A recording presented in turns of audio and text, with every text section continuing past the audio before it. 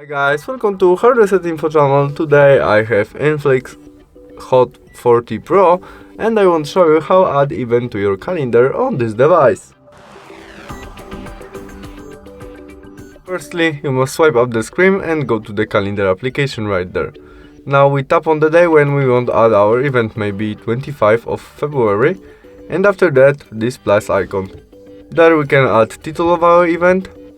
Now we can set when event start and finish, or we can set it will be all day. Repeat of our event, maybe never, maybe every month, every year, what you need. After that we press this icon.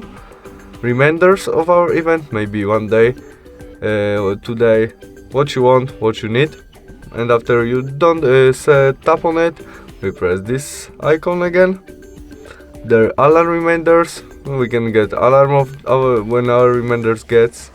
We can add location of our event, description to that, and add event to account of our family member or our friends, what you need.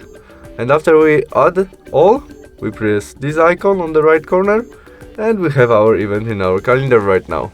That's all, thanks for watching, bye!